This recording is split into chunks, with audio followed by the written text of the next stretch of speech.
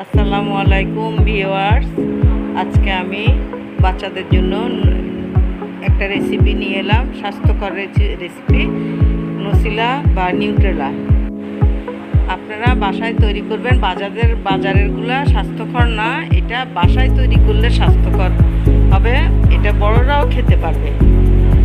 চলুন দেখি কিভাবে তৈরি করব।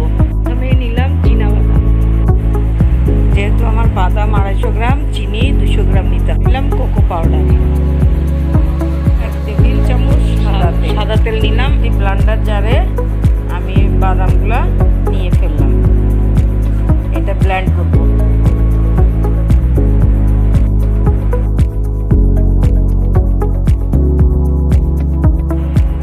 এখন এটা আমি সুন্দর করে ব্লেন্ড করে নিব, কিন্তু কতক্ষণ পর পর নেড়ে নেড়ে দিতে হবে।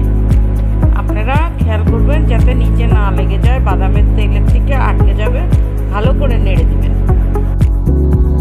দেখুন আমি কিছুক্ষণ পরে এটা চামচ দিয়ে নাড়ছি, বারবার নেড়ে দিবেন। আমার বাদামটি তৈরি হয়ে গেল। আমি এখন চিনি অ্যাড করছি, এর মধ্যে দিলাম কোকো পাউডার, স্বাদ মতো লবণ দিলাম। আমি ভালো করে মিক্স করে নিচ্ছি, তারপরে আবার ব্লেন্ড করব। ব্লেন্ড করে এটাকে আমি আবার নেড়ে নিচ্ছি। আপনারাও খেয়াল করুন ভালো করে।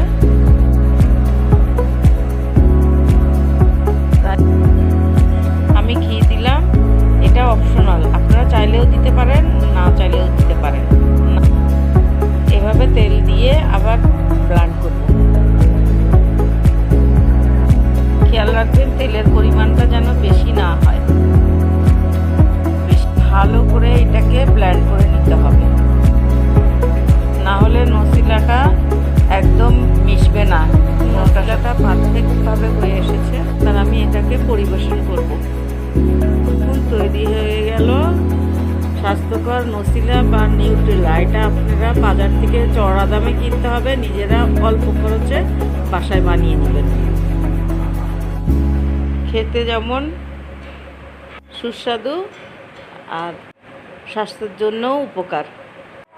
আমার রেসিপিগুলো যদি ভালো লেগে থাকে, আমার ভিডিওতে লাইক, কমেন্ট এবং সাবস্ক্রাইব করে আমার পাশে থাকবেন।